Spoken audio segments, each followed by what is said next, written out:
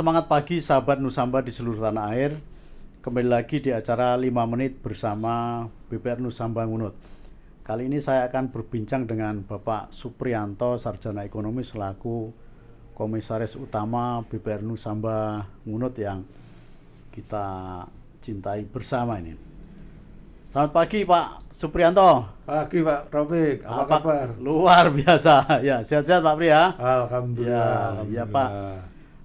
Seperti kita ketahui di tahun 2020 ini kan tahun yang sangat luar biasa karena ada corona, terus kita harus jaga jarak, pakai masker, pakai hand sanitizer.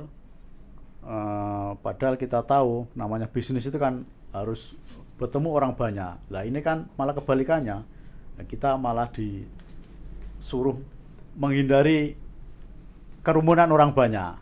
Lah ini terus langkah-langkah Pak Pri selaku Dewan Komisaris BPR Nusamba Ngunut kira-kira apa ke depan, terus kesannya di tahun 2020 ini kira-kira seperti apa? Baik, terima kasih Pak Taufik.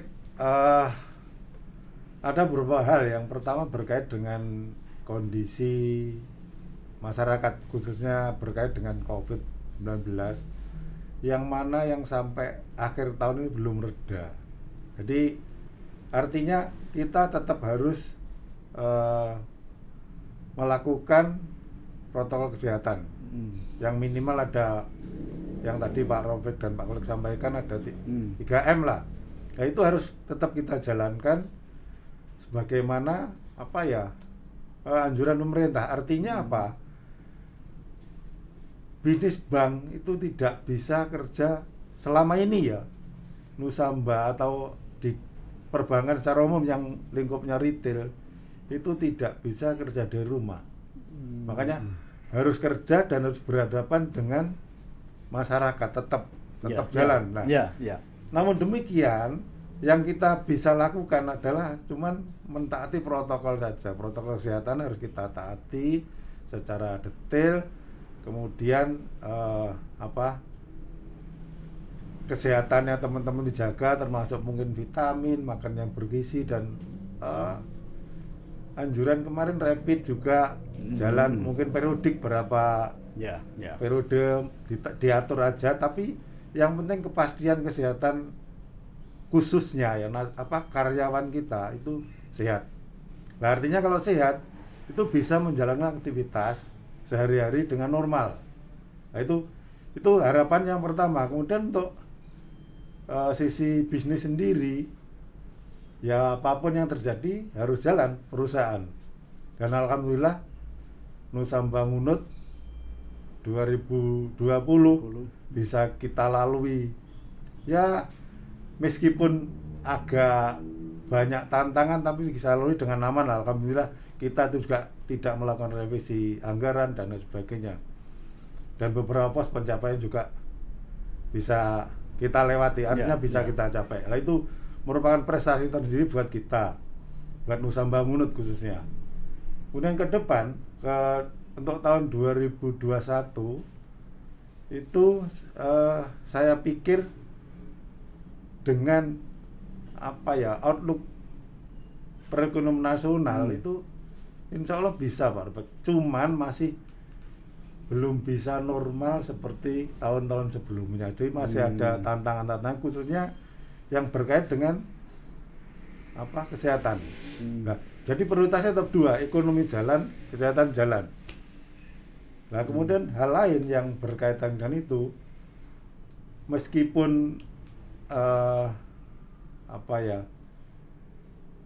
Undang-Undang Nomor 11 tahun 2020 tentang Cipta Kerja atau Omnibus Law juga jalan.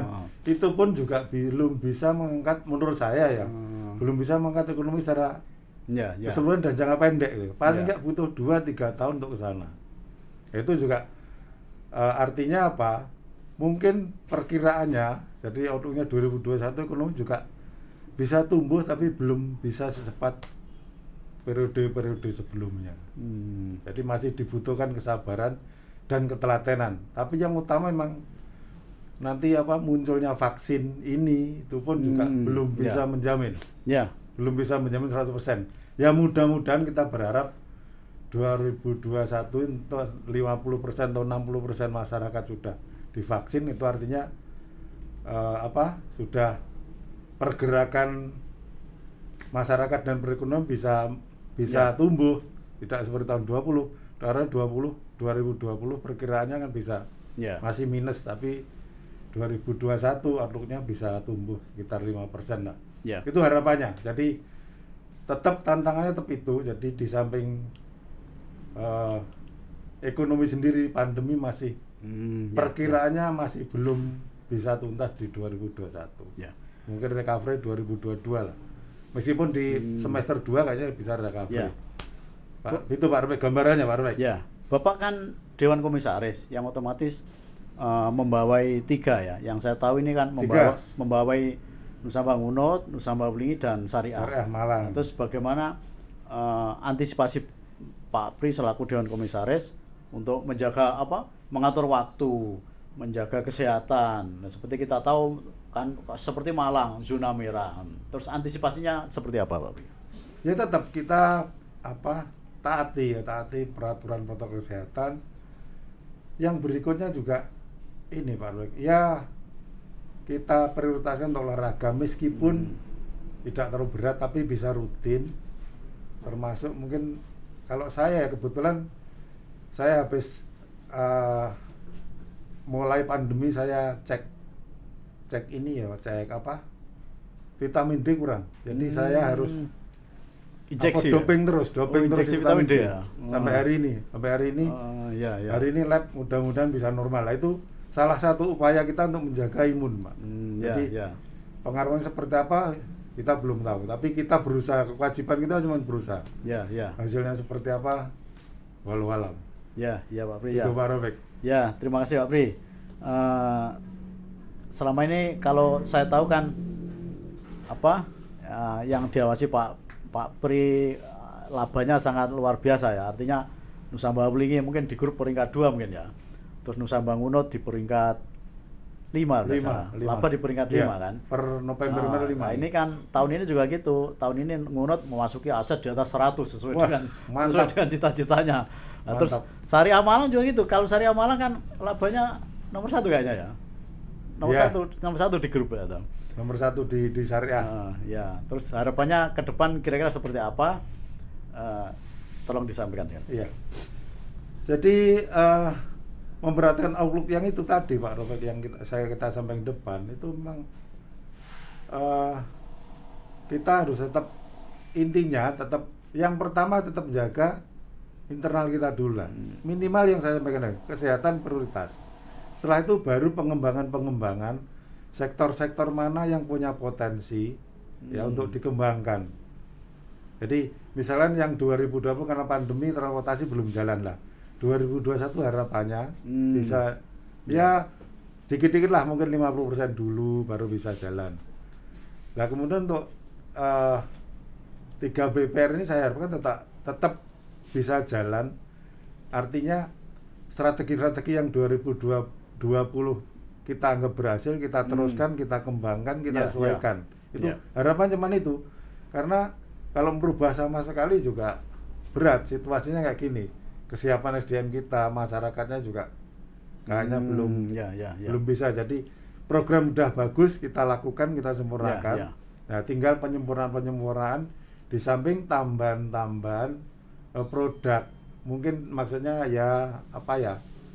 semacam produk dianggap gimmick juga gimmick, dianggap produk tambahan juga produk tambahan. Tapi sifatnya melengkapi dari produk BPR supaya kedepannya bisa bersaing gitu.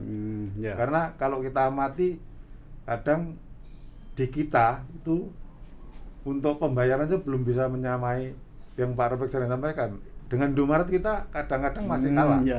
Itu harus kita kejar. Termasuk mungkin program kerjasama dengan fintech dan lain sebagainya. Semacam mobile banking yang dicanangkan oleh Ketua Perbarindo Pak Joko Suyanto kan itu bisa dikembangkan juga. Itu merupakan potensi yang ke depan, Pak. Karena tanpa melalui pengembangan itu juga susah untuk mengejar atau bertumbuh ke depannya. Jadi kita harus bisa beradaptasi. Mungkin itu Pak Rafiq. Ya, terima kasih Pak Pri. Demikian perbincangan kami dengan Bapak Supriyanto, Sarjana Ekonomi selaku Komisaris Utama BPR Nusa Bangunut, dan sekaligus beliaunya juga Komisaris Utama BPR Nusa Bawulingi dan Komisaris di BPRS Mitra Harmoni Kota Malang. Terima kasih Pak Pri. Semoga harapannya ke depan semakin oke dan Nusa Bangunut semakin jaya. Terima kasih. Ya. Selamat tahun baru. Ya, selamat tahun baru 2021. Terima kasih.